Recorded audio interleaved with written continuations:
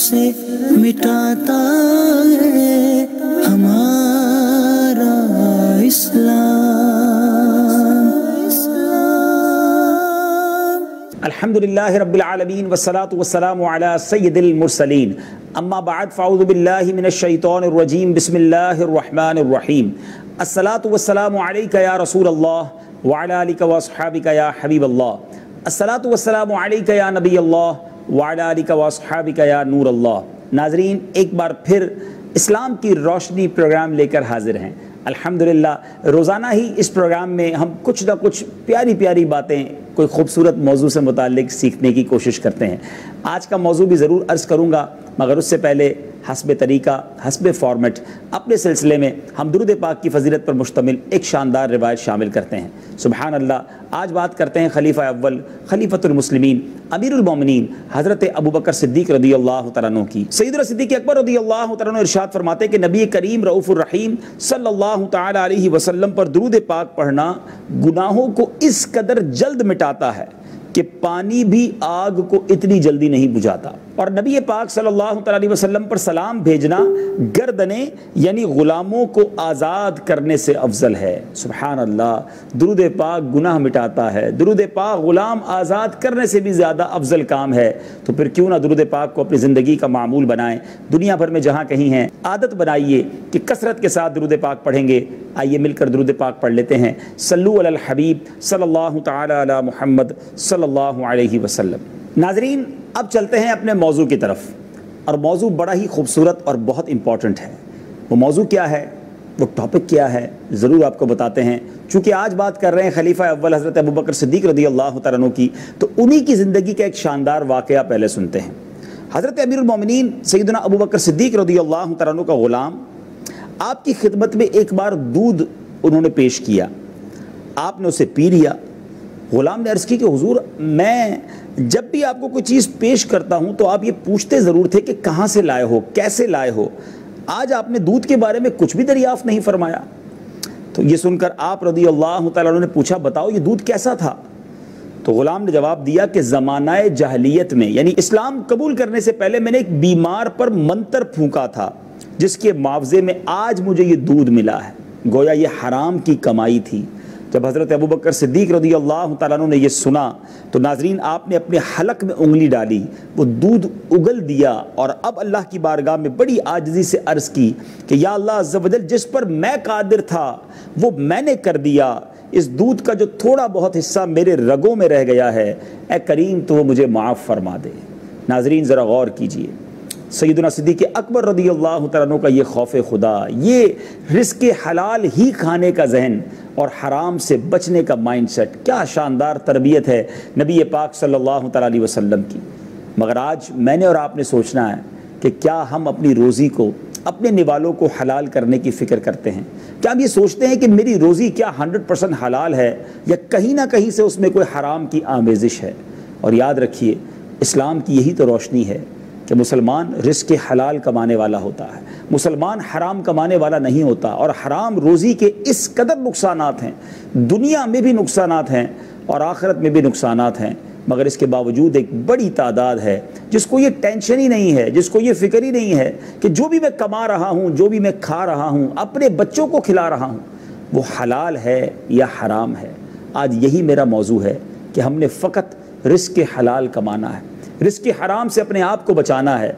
रिज़्क़ हलाल के फ़ज़ाइल क्या हैं, रिज़्क़ हराम की नहूसत क्या है, आज उसके बारे में चंद बातें कुरान और हदीस की रोशनी में बतानी है। और क्यों मुसलमान ये जानते हुए भी कि हराम कमाना रब को सख्त नापसंद है, वो किस वजह से हराम की तरफ चला जाता है, उस पर भी कुछ बात करनी है। नाज़रीन, कुरान मजीद फ़ुरक़ान हमीद में अल्लाह तबारक व तआला इरशाद फरमाता है, या अय्युहन नासु कुलू मिम्मा फ़िल अर्दि हलालन तय्यबा वला तत्तबिउ खुतवातिश शैतान इन्नहु लकुम अदुव्वुम मुबीन। अब इसका तर्जमा सुनिए, ऐ लोगो, जो कुछ ज़मीन में हलाल पाकीज़ा है उसमें से खाओ और शैतान के रास्तों पर न चलो, बेशक वो तुम्हारा खुला दुश्मन है। अदुव्वुम मुबीन, ओपन एनिमी है। और हलाल खाओ। मगर आज क्या इस हुक्म कुरानी पर हम अमल करते हैं? याद रखिए, एक तो चीज़ें हलाल होती हैं, मिसाल के तौर पे हम सब्ज़ी खाएं, फल खाएं, फ्रूट खाएं, या जनाब ज़बीहा गोश्त खाएं, یہ حلال ہے، لیکن یہ کمایا بھی حلال طریقے سے ہونا چاہیے۔ ایک تو چیزیں ہی حرام ہوتی ہیں، معاذ اللہ اگر کوئی شراب پیتا ہے یا وہ چیزیں کھاتا ہے جو شرعاً جائز نہیں ہیں، وہ حرام ضرور ہیں، لیکن حلال کھا رہا ہے، لیکن وہ آیا بھی حلال ذریعے سے ہو، رشوت کے ذریعے نہ آیا ہو، کسی کا مال ضبط یا لوٹ کر یا چوری کر نہ آیا ہو، کسی کا حق دبا کر نہ آیا ہو، حرام طریقے سے اگر حلال خوراک بھی کھائے گا تو یہ بھی میرے ناظرین حرام ہے۔ اور یہ حلال روزی کس قدر پاکیزہ ہے، کیسی برکت لاتی ہے۔ حضرت سیدنا سعد بن ابی وقاص رضی اللہ تعالیٰ عنہ نے ایک بار نبی پاک علیہ الصلوۃ والسلام سے بڑا خوبصورت کوسچن کیا۔ آپ نے سوال کیا، یا رسول اللہ صلی اللہ تعالیٰ علیہ وسلم، میں مستجاب الدعوات بننا چاہتا ہوں۔ سبحان اللہ، ہم میں سے کون ہوگا جو یہ نہیں چاہتا؟ مستجاب الدعوات کے معنی یہ ہے کہ بندہ جو دعا مانگے وہ دعا قبول ہو جائے، ہم سارے یہ چاہتے ہیں۔ اللہ کے حبیب صلی اللہ تعالیٰ علیہ وسلم نے کیا شاندار جواب دیا۔ میرے آقا نے یہ نہیں فرمایا کہ اے سعد اتنے روزے رکھو، اتنی بار قرآن کی تلاوت کرو، اتنی سجدے کرو، اتنے نوافل پڑھو، جب جا کے تم مستجاب الدعوات بنو گے۔ ایک لائن کا جواب ہے، ایک جملہ ہے، مگر کیا شاندار جامع جملہ ہے۔ نبی پاک علیہ الصلوۃ والسلام نے فرمایا، اے سعد اپنی غذا کو پاکیزہ کر لو تو مستجاب الدعوات ہو جاؤ گے۔ سبحان اللہ، یعنی اگر لقمے پاکیزہ ہیں، غذا پاکیزہ ہے، روزی حلال ہے، دعائیں قبول ہونا شروع ہو جائیں گی۔ آج بہت سارے ناظرین یہ شکوہ کرتے نظر آتے ہوں گے کہ جناب ہماری دعائیں قبول نہیں ہوتی، ہم مانگتے ہیں مگر وہ قبول نہیں ہوتی۔ غور کیجئے، کہیں حرام تو نہیں کھا رہے، اپنے بچوں کو حرام تو نہیں کھلا رہے، میں جو کما رہا ہوں، میرا جو طریقہ کاروبار ہے، کیا وہ درست ہے کہ نہیں ہے؟ پرابلم یہ ہے کہ بہت بڑی تعداد تو یہ سمجھتی ہے کہ میں جو کاروبار کر رہا ہوں یہ ٹھیک ہے، میرے والد صاحب بھی یہی کرتے تھے، دادا بھی یہی کرتے تھے۔ میرا ایک کوسچن ہے ناظرین، جب آپ نے کسی نئے کاروبار کو شروع کرنے کا ارادہ کیا تو آپ نے اس کاروبار کے کسی ایکسپرٹ سے رابطہ کیا، اس سے پوچھا کہ بتاؤ یہ کام کیسے ہوتا ہے، کون سی آئٹم منگوانی چاہیے، کون سی نہیں، کون سا اسٹاک ایسا ہے جو ڈیڈ اسٹاک ہو جائے گا۔ آپ نے جو بھی کام کیا اس کے ایکسپرٹ لوگوں سے اس کا مشورہ ضرور کیا ہوگا، لیکن کیا ہم نے کسی مفتی صاحب سے، کسی عالم دین سے مشورہ کیا کہ ہمیں بتائیے کہ یہ جو کاروبار ہے یہ حلال ہے کہ نہیں، اس میں حرام تو نہیں، میں یوں کاروبار کرتا ہوں، میں یوں پیسے لیتا ہوں، میں یوں دیتا ہوں، ادھار یوں بیچتا ہوں، کیش یوں بیچتا ہوں، کوئی ایسی چیز تو نہیں جو میری اس روزی میں حرام کے طور پر آ جائے؟ نہیں پوچھتے، سمجھتے ہیں میں جو کر رہا ہوں ٹھیک کر رہا ہوں۔ ہم علماء نہیں ہیں، ہمیں یہ دین کا علم ان لوگوں سے پوچھنا ہوگا جو علماء ہیں، جو علم دین جانتے ہیں، جو ہماری رہنمائی کر سکتے ہیں۔ کہیں ایسا نہ ہو کہ ہماری روزی میں کہیں سے حرام کی آمیزش ہو جائے۔ یہ کہنا کافی نہیں کہ ہمارے باپ دادا بھی یہی کرتے تھے۔ کئی بعض اوقات کاروبار میں یا کام کاج میں کوئی ایسی غلطی ہم کر جاتے ہیں جو اس میں حرام کو شامل کر دیتی ہے۔ ہو سکتا ہے بہت سارے ناظرین یہ سوچ رہے ہوں کہ جناب یہ کاروباری لوگ ہی حرام کام کرتے ہیں، ایسا نہیں ہے۔ نوکری کرنے والا بھی اگر اپنی ڈیوٹی پوری نہیں کرتا، وقت پر نہیں آتا، حاضری لگا دیتا ہے، کم وقت دے کر پوری تنخواہ لیتا ہے، تو یہ اضافی تنخواہ لینا، یہ ایکسٹرا منی لینا جس پہ کام ہی نہیں کیا، یہ اس کے لیے حرام ہو جائے گا۔ تو خدارا آج مجھے اور آپ کو یہ ذہن بنانا ہے کہ ہم نے فقط حلال کمانا ہے، اور حلال روزی کے فضائل کتنے ہیں، سنتے جائیں اور ایمان تازہ کرتے جائیں۔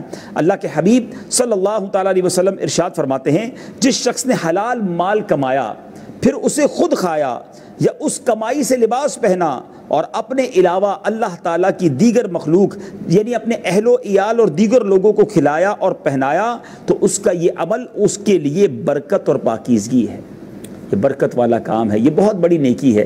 یاد رکھیے ناظرین، ایک حدیث پاک بڑی خوبصورت ہے، اللہ کے حبیب صلی اللہ تعالیٰ علیہ وسلم فرماتے ہیں، جس کا مضمون ہے امانت دار، راست گو، سچا تاجر قیامت کے دن شہداء اور انبیاء صدیقین کے ساتھ اٹھایا جائے گا۔ غور کیجئے، تاجر کی فضیلت بیان ہو رہی ہے کہ صرف سچائی کے ساتھ، ایمانداری کے ساتھ کاروبار کرنے والا جو بزنس مین ہوگا قیامت کے دن شہداء صدیقین کے ساتھ اٹھایا جائے گا۔ کتنا مقبول ہے اللہ کی بارگاہ میں حلال روزی کمانا، مگر کون ہے جو آج سچ بولتا ہے؟ کون ہے جو آج ایمانداری سے کاروبار کرتا ہے؟ کسی نہ کسی بہانے سے جناب دھوکہ دینا ہے، زیادہ پیسے آ جائیں، کوئی ٹویسٹ کر جاؤں۔ اچھا پھر لوگ جواب یہ دیتے ہیں کہ جناب مارکیٹ کا اصول ہے، اگر میں نہیں کروں گا تو دوسرے کر لیں گے، وہ آگے بڑھ جائیں گے، وہ جھوٹ بول کر مال بیچ لیں گے، میرا مال رہ جائے گا۔ یہ اسلام کا طریقہ نہیں ہے۔ مجھے اور آپ کو رب پر بھروسہ ہونا چاہیے۔ دانے دانے پہ لکھا ہے کھانے والے کا نام، جو آپ کے نصیب میں ہے وہ آپ کو مل کر رہے گا، جو میرے نصیب میں ہے مجھ سے کوئی چھین نہیں سکتا۔ بس صبر کرنا ہوگا اور فقط حلال کی طرف آنا ہوگا۔ ناظرین، بعض اوقات بہت بڑا پروفٹ نظر آتا ہے، بہت بڑا فائدہ نظر آتا ہے، انسان کہتا ہے یار فائدہ چھوڑ دوں۔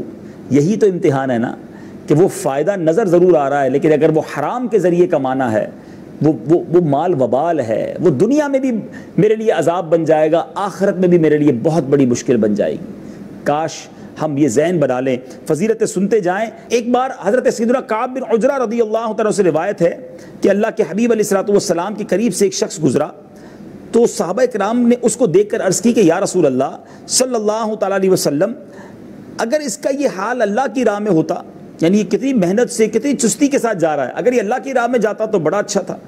اللہ کے حبیب صلی اللہ تعالیٰ علیہ وسلم نے فرمایا، مضمون عرض کر رہا ہوں حدیث کا، فرماتے اگر یہ شخص اپنے بچوں کے لیے رزق کی تلاش میں نکلا ہے تو یہ اللہ کی راہ میں ہے، اگر یہ شخص بوڑھے والدین کے لیے رزق کی تلاش میں نکلا ہے تو یہ اللہ کی راہ میں ہے، اور اگر یہ دکھاوے اور بڑائی کے اظہار کے لیے نکلا ہے تو یہ شیطان کی راہ میں ہے۔ رزق حلال کمانا برا نہیں، کاروبار کرنا، نوکری کرنا، اپنے ہاتھ سے کام کرنا، یہ اللہ کو بڑا محبوب ہے۔ اسلام انکریج کرتا ہے حلال روزی کمانے کے لیے تگ و دو کرنے کو، اپنے ہاتھ سے کمائی کو اللہ تبارک و تعالیٰ اور اس کے حبیب نے بہت پسند فرمایا ہے۔ حدیث پاک کا مضمون ہے کہ اللہ اس مزدور کی مغفرت فرما دیتا ہے جو تھک ہار کے رات کو گھر آتا ہے حلال کمائی کے وقت، حلال کمانے کے لیے جو گھر سے نکلتا ہے۔ بعض اوقات ناظرین یہ عجیب سا مسکنسیپشن پھیلایا جاتا ہے کہ اسلام جو ہے وہ زیادہ مال کمانے اور کاروبار کرنے اور روزی کمانے کو ڈسکریج کرتا ہے۔ ایسا نہیں ہے، اسلام میں حوصلہ شکنی نہیں ہے۔ آپ کاروبار کیجئے، آپ نوکری کیجئے، آپ ارننگ کیجئے، مگر حلال کیجئے، اچھی نیتوں کے ساتھ کیجئے۔ اس لیے کماؤں کہ لوگوں پر بڑائی ظاہر کروں، اس لیے کماؤں کہ جناب تکبر کروں، اس لیے کماؤں کہ میں فلاں کو نیچا دکھاؤں گا، یہ اسلام کا طریقہ نہیں ہے۔ میں اس لیے کماؤں کہ کسی کے آگے ہاتھ نہ پھیلانا پڑے، میں اس لیے حلال کماؤں کہ اپنے بیوی بچوں کا، اپنے گھر والوں کی کفالت کر سکوں، یہ ثواب ہے، یہ نیکی ہے۔ حلال کمائی کی تو کیا بات ہے۔ حضرت امام غزالی علیہ رحمۃ اللہ الوالی بڑی شاندار روایت نقل فرماتے ہیں، آپ کہتے ہیں کہ مسلمان جب حلال کھانے کا پہلا لقمہ کھاتا ہے اس کے پہلے کے گناہ معاف کر دیے جاتے ہیں۔ اللہ اکبر، حلال لقمے کی یہ برکت ہے۔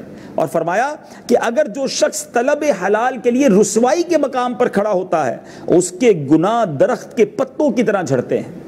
اب بتائیے پرابلم کیا ہے کہ بہت سارے لوگ حرام اس لیے نہیں چھوڑتے کہ یار حلال کمانے جاؤں گا تو بہت چھوٹا سا کام ملے گا، بڑی چھوٹی سی نوکری ملے گی، میں وائٹ کالر جاب کرنا چاہتا ہوں، میرا زمانے میں نام ہے، اور اس وجہ سے وہ سود کا کام کر کے اور ایک امپائر کھڑا کر دیتے ہیں کہ جناب اب اپنا اسٹیٹس بھی تو دکھانا ہے نا، ساری زندگی گاڑی میں سفر کیا ہے، بنگلے میں رہا ہوں، بڑی فیکٹری رہی ہے، اب میں ڈی مورلائز ہوں گا، نیچے جاؤں گا تو لوگ کیا کہیں گے۔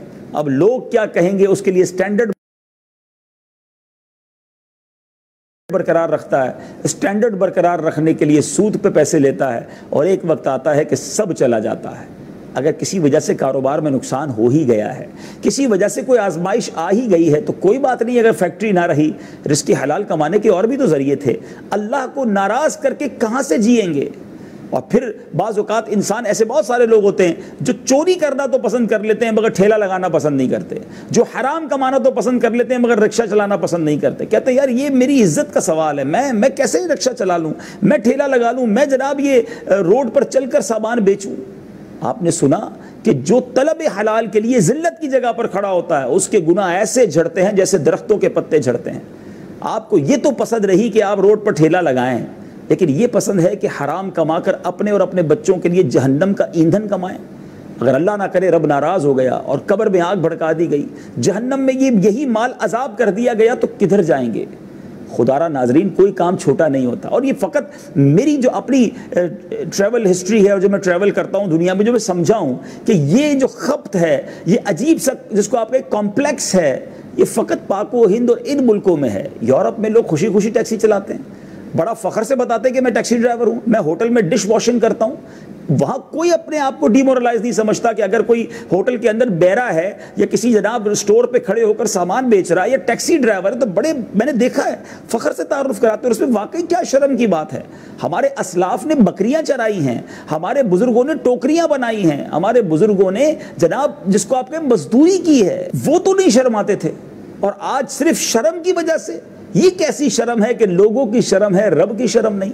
حرام کما لوں گا، سود کما لوں گا، معاذ اللہ رشوت لے لوں گا، جھوٹ بول کر پیسے کما لوں گا، لیکن میں جناب یہ والا کام نہیں کروں گا۔ اپنے آپ سے پوچھیں، یہ اپنے آپ کو آپ دھوکہ نہیں دے رہے؟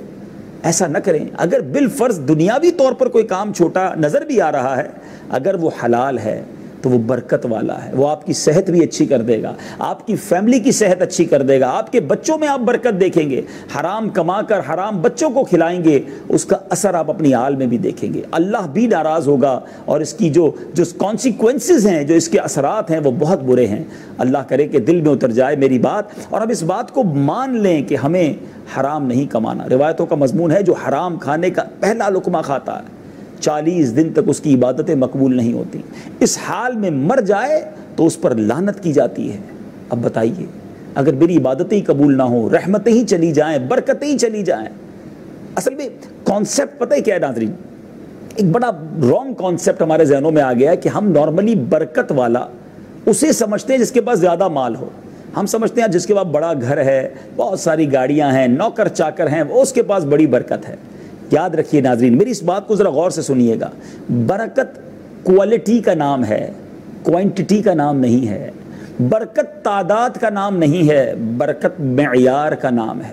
اب اگزامپل کے ذریعے آپ کو سمجھاتا ہوں۔ ایک شخص حرام کماتا ہے، ظلم کر کے پیسے کماتا ہے، بڑا گھر ہے، نوکر چاکر ہیں، کر و فر ہے، بیماریاں بھی ہیں، ٹینشنز بھی ہیں، بچے فرما بردار نہیں ہیں، پیسے کروڑوں ہیں مگر حرام کے ہیں، یہ برکت والا ہے؟ یا ایک شخص ہے جس کے پاس پیسے بہت تھوڑے سے ہیں، ہزاروں روپے ہیں، چند ہزار روپے ہیں، مگر صحت بہت اچھی ہے، یہ سارے پیسے حلال کے ہیں، نیند بھی بڑی پرسکون آتی ہے، بچے سارے نمازی فرما بردار۔ مجھے بتائیے نا، برکت والا کون ہے؟ The quality of life, there is no quantity of wealth۔ اپنی زندگی کی بہتری اس میں ہے کہ زندگی جیسی بھی گزرے خوشی سے گزرے، برکت سے گزرے، ٹینشن فری گزرے۔ ناظرین، یہ بات اللہ کرے کہ ہمیں سمجھ آ جائے۔ جس ریس میں ہم لگ گئے نا کہ مجھے فلاں سے آگے بڑھنا ہے، مجھے اس سے بڑی گاڑی لینی ہے، مجھے اس سے بڑا گھر لینا ہے، اس چکر میں لوگ حرام کماتے ہیں، اللہ کو ناراض کرتے ہیں۔ اور یہ حرام روزی وہ ہے کہ جو بندہ کمائے تو برکت نہیں، روایتوں کا مضمون ہے کہ حرام کمائی میں کوئی برکت نہیں، صدقہ کرے تو قبول نہیں، اور جناب پیچھے چھوڑ کے جائے بچوں کے لیے تو وہ جہنم کا زادے راہ ہے۔ یعنی اس کی تینوں پارٹس ہی برے ہیں، تو کس کام کی یہ روزی؟ اور یہاں میں ایک اور امپورٹنٹ بات کہہ دیتا ہوں، شیطان جو ہے نا بڑا مردود ہے، ہم نے قرآن کی آیت بھی سنی، انہو لکم عدو مبین، وہ تمہارا اوپن اینیمی ہے، کھلا دشمن ہے۔ اب وہ کیا کرواتا ہے؟ جو لوگ حرام کماتے ہیں نا، یہ گڑبڑ کرتے کام کاج میں، تو اس کو شیطان کہتا ہے یار ٹھیک ہے تم تھوڑا بہت حرام کماتے ہو، مگر مسجد میں چندہ بھی تو دیتے ہو نا، تم حج بھی کرتے ہو، عمرہ بھی کر لیتے ہو، غریبوں کی شادی بھی کرا لیتے ہو، تو یہ لیول ہو جاتا ہے نا، تھوڑی گڑبڑ تھوڑا اچھا تو یہ لیول ہو جائے گا۔ یہ دنیا کی بیلنس شیٹ نہیں ہے کہ لاس اور پروفٹ کو دیکھ کر جناب بیلنس شیٹ بنا لی جائے گی، نہیں، یہ بے وقوفی ہے۔ اللہ پاک ہے اور پاک مال ہی قبول فرماتا ہے، سمجھیے اس بات کو۔ حرام کما کر صدقہ دینے والا یہ سمجھ رہا ہے کہ میرا صدقہ قبول ہوگا، وہ قبول نہیں ہونا۔ اس کو اس دنیاوی اگزامپل کے ذریعے سمجھیں کہ آپ کسی بادشاہ کے دربار میں جائیں، بہت خوبصورت پیکنگ کے ساتھ، بڑی خوبصورت بوٹل کے ساتھ آپ ایک گفٹ بادشاہ کو دے کر آ جائیں، اور جب آپ گھر آ جائیں بادشاہ اس پیکٹ کو کھولے، beautiful packing, wrapping, everything is over there, اور اس بوٹل کو جب باہر نکالے اس بوتل میں عطر کے بجائے گندگی بھری ہوئی ہو، تو بادشاہ نے آپ سے خوش ہونا ہے یا ناراض ہونا ہے؟ تحفہ بھی دیا تو گندگی کا دیا۔ یہی وہ غلطی کرتے ہیں لوگ کہ یار حرام کما کر سود کا کاروبار، رشوت کا کاروبار، ظلم کر کے میں پیسے لے لیتا ہوں، مجھے اندازہ ہے کہ کچھ گڑبڑ ہے کاروبار میں، آمدنی صاف نہیں، لیکن یار مسجد بھی تو بنا دیتا ہوں نا۔ یہ بڑی بے وقوفی ہے، یہ حرام کا صدقہ قبول نہیں۔ اللہ پاک ہے، اللہ کو ہمارے مال کی ضرورت نہیں ہے، وہ دلوں کو دیکھتا ہے۔ ان اللہ لا ينظر الى صورکم، اللہ تمہارے دلوں کو دیکھتا ہے، تمہارے اعمال کو دیکھتا ہے، تمہارے چہروں کو نہیں دیکھتا۔ خدا را سمجھنے کی کوشش کیجئے اور اپنی روزی کو حلال کیجئے۔ روزی تھوڑی بھی ہو، حلال ہو، وہ برکت والی ہے۔ اب سوال یہ پیدا ہوتا ہے کہ اتنی ساری وعیدیں ہیں کہ دعا قبول نہیں، جہنم کا ایندھن بننا ہے، یہ انگارے بن جائے گا مال، پھر بھی انسان کیوں جاتا ہے حرام کی طرف؟ What is the reason behind this? یہ بڑا امپورٹنٹ کوسچن ہے، اور اس کے پیچھے ایک ریزن ہے، اور وہ ریزن یہ ہے کہ اللہ پر جو بھروسہ ہے نا وہ ختم ہو جاتا ہے۔ انسان توکل نہیں کرتا، انسان سمجھتا ہے میں نے غلط نہیں کیا تو ترقی کر ہی نہیں سکوں گا، میں اگر حرام چھوڑ دوں گا تو سب سے پیچھے رہ جاؤں گا، میں جناب اگر جھوٹ نہیں بولوں گا تو کاروبار کیسے ہوگا؟ ساری مارکیٹ جھوٹ بول کر بیچ دیتی ہے، میں پیچھے رہ جاؤں گا۔ تو یہ بڑی مین بات ہے اور اس کو سمجھنا بہت ضروری ہے۔ آج انشاءاللہ اس کانسیپٹ کو بھی کلیئر کر دیتا ہوں۔ اصل مسئلہ پتہ ہے کیا ہے ناظرین؟ ہمیں کاروبار پر بھروسہ ہے، ہمیں مارکیٹ کی ٹیکنیکس پر بھروسہ ہے، ہمیں رب پر بھروسہ نہیں ہے۔ اگر اللہ پر بھروسہ ہو، توکل ہو، یقین ہو کہ میرا رب مجھے عطا فرمائے گا اور جو میرے نصیب میں ہے مجھے ضرور دے گا، اگر بھروسہ رب پر ہو جائے نا تو پھر ٹینشن فری ہو جاتا ہے انسان۔ حدیث پاک کا مضمون ہے، اللہ کے حبیب علیہ الصلوۃ والسلام فرماتے ہیں اگر تم اللہ پر ایسا بھروسہ کرو جیسا بھروسہ کرنے کا حق ہے تو وہ تمہیں ایسے روزی دے گا جیسے پرندوں کو روزی عطا فرماتا ہے۔ سارے پرندے صبح بھوکے اپنے گھونسلے سے باہر جاتے ہیں لیکن سارے جب واپس آتے ہیں تو پیٹ بھرے ہوئے ہوتے ہیں۔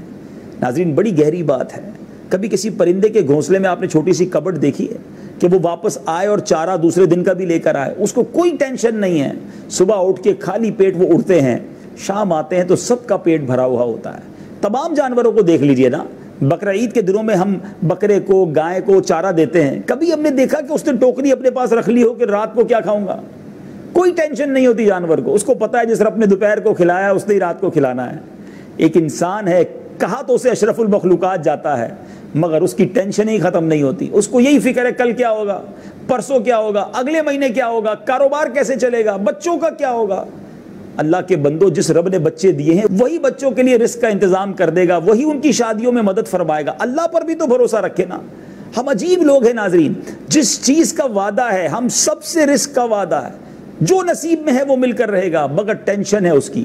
ڈاکٹرز اگر مجھے سن رہے ہوں تو میری بات کی تائید کریں گے کہ بہت سارے مریض یہ کہہ کر آتے ہوں گے کہ ڈاکٹر صاحب چین نہیں آ رہا، بلڈ پریشر ہائی ہے یا جناب شوگر بڑھ گئی ہے۔ پوچھے کیوں؟ تو کام کاج کی ٹینشن ہے، روزی کا کیا ہوگا، بچوں کی ٹینشن ہے، میرے مستقبل کا کیا ہوگا۔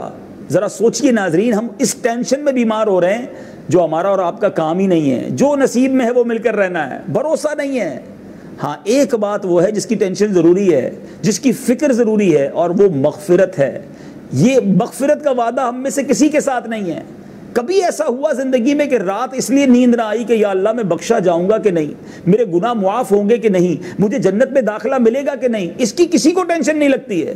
ٹینشن اس کی ہے جس کا وعدہ رب نے کیا ہوا ہے، وہ ہمیں مل کر رہے گا، بس بھروسے کی ضرورت ہے۔ اپنے پروگرام کے آخر میں ایک آیت سنانا چاہتا ہوں، کاش یہ آیت یاد ہو جائے اور اس کو سمجھ لیجیے۔ آج ناظرین ذرا غور سے یہ آیت قرآنی سننی ہے۔ اللہ قرآن میں ارشاد فرماتا ہے وَمَن يَتَّقِ اللَّهَ يَجْعَل لَّهُ مَخْرَجًا، جو اللہ سے ڈرے اللہ اس کے لیے نجات کی راہ نکال دے گا، اللہ راستہ نکالے گا۔ اگر آپ بیمار ہیں، پریشان ہیں، قرضے میں ڈوبے ہوئے ہیں، کاروبار میں اسٹک ہیں، سمجھ نہیں آ رہا کیسے ٹھیک ہوگا سارا معاملہ، اللہ فرما رہا ہے وَمَن يَتَّقِ اللَّهَ يَجْعَل لَّهُ مَخْرَجًا، جو اللہ سے ڈرے اللہ اس کے لیے نجات کا راستہ نکالے گا۔ پھر آگے فرمایا وَيَرْزُقْهُ مِنْ حَيْثُ لَا يَحْتَسِبُ، اور اللہ اسے وہاں سے روزی دے گا جہاں اس کا گمان بھی نہیں ہوگا۔ اللہ اکبر، آپ اور میں سوچ بھی نہیں سکیں گے، اور ادھر سے روزی آئے گی، ایسی مدد آئے گی، بس اللہ پر بھروسہ کرنا ہے۔ کیونکہ اس آیت کا اگلا جز ہے وَمَن يَتَوَكَّلْ عَلَى اللَّهِ فَهُوَ حَسْبُهُ، جو اللہ پر بھروسہ کرے اللہ اس کے لیے کافی ہے۔ ناظرین رب پر بھروسہ ریکوائرڈ ہے۔ اچھا ایسا آپ کے ساتھ کئی بار ہوا ہے، میرے ساتھ بھی ہوا ہے کہ بعض اوقات ہم سمجھتے ہیں یار یہ پرابلم حل ہو ہی نہیں سکتی، ختم، فنش، اب میں ایسا پھنسا ہوں کہ اب نہیں نکل سکتا، ہم اپنے طور پہ یہی سمجھ رہے ہوتے ہیں۔ لیکن اچانک ایک چکر ایسا آتا ہے، کوئی ایسی غیبی مدد آتی ہے کہ ہم اس مصیبت سے نکل جاتے ہیں، مسئلہ حل بھی ہو جاتا ہے۔ آج سوچتے ہیں کہ یار اس زمانے میں کتنی ٹینشن میں تھا مگر اللہ نے مجھے نکال دیا، یہ کیسے ہوا ہے؟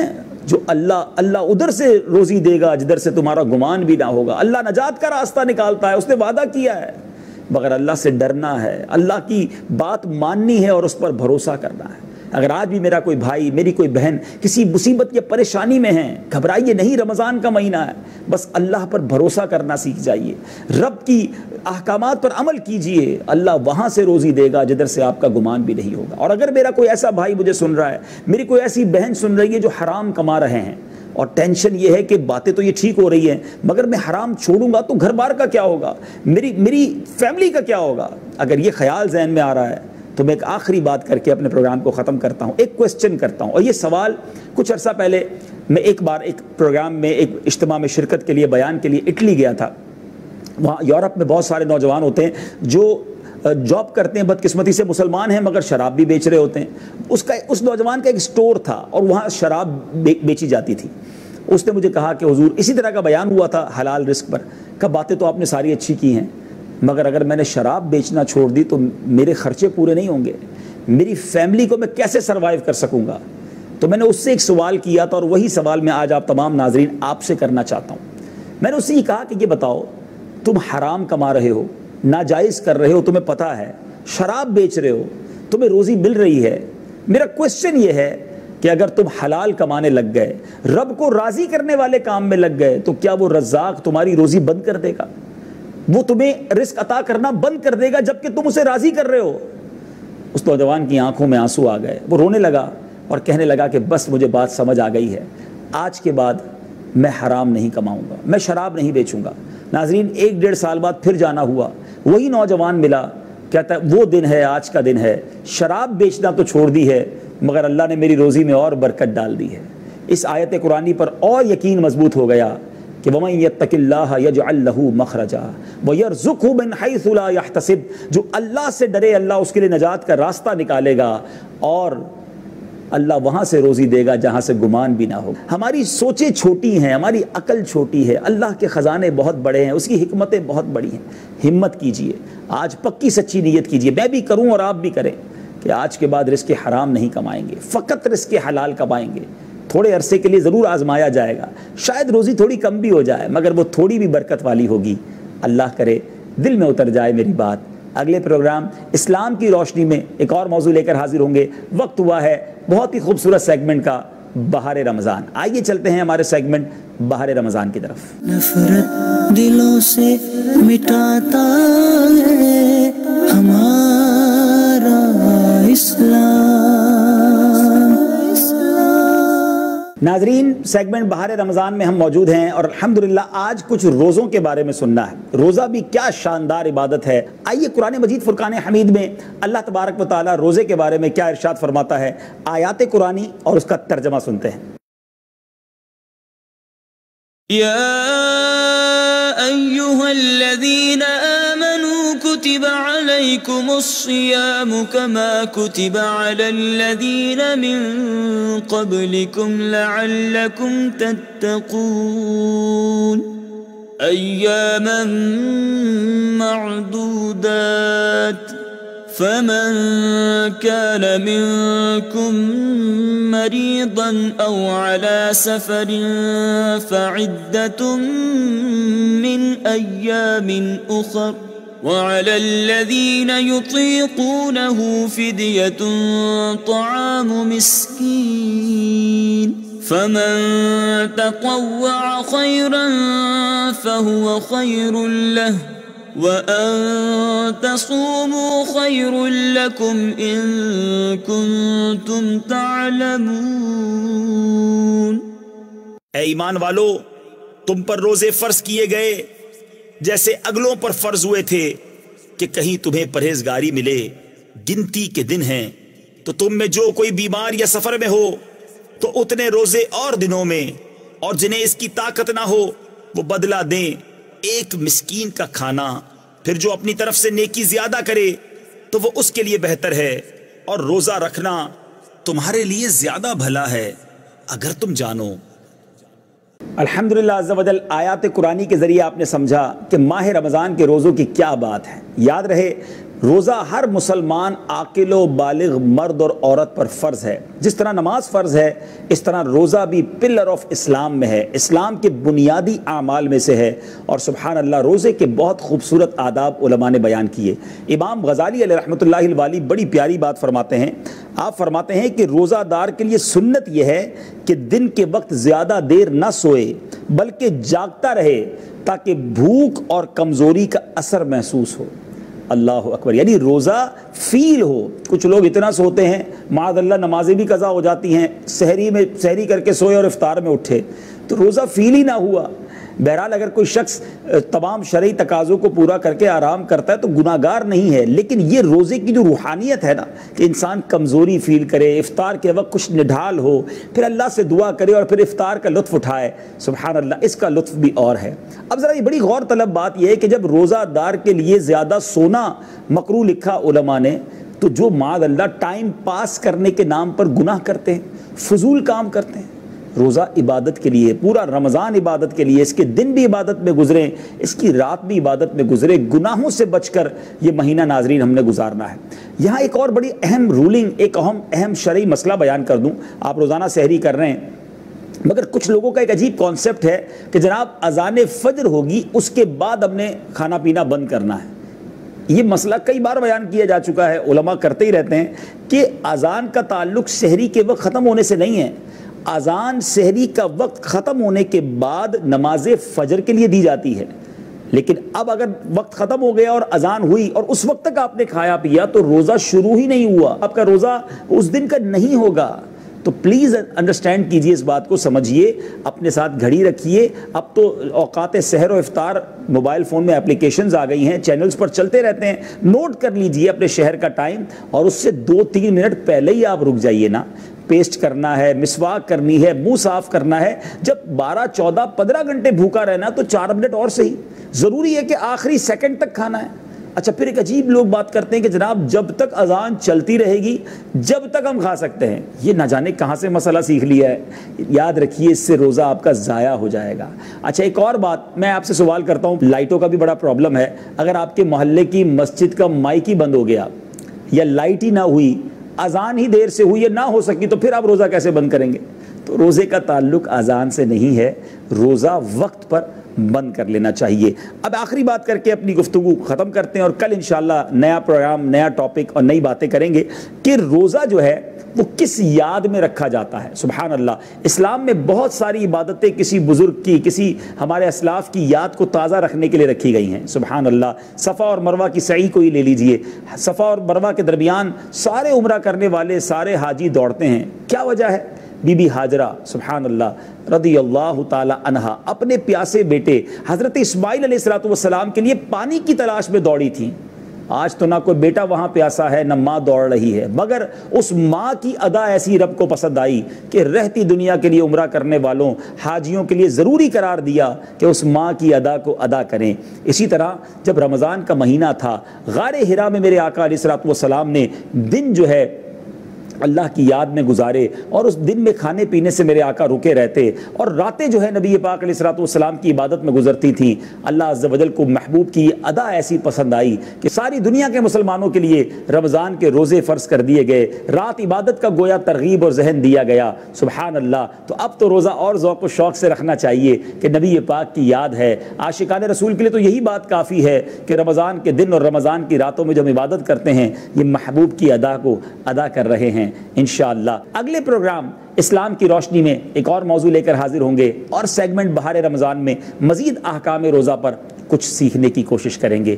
مجھے بھی اپنی دعاؤں میں یاد رکھیے گا۔ میں آپ سب کے لیے دعا گو ہوں کہ اللہ کریم صحت و عافیت کے ساتھ پورا ماہ رمضان گزارنے کی توفیق عطا فرمائے۔ سارے روزے رکھنا، ساری تراویح پڑھنا اور خوب تلاوت قرآن کرنا ہم سب کو نصیب فرمائے۔ صلو علی الحبیب صلی اللہ تعالی علی محمد صلی اللہ علیہ وسلم۔ درس محبت دیتا ہے ہمارا اسلام، نفرت دلوں سے مٹاتا ہے ہمارا اسلام۔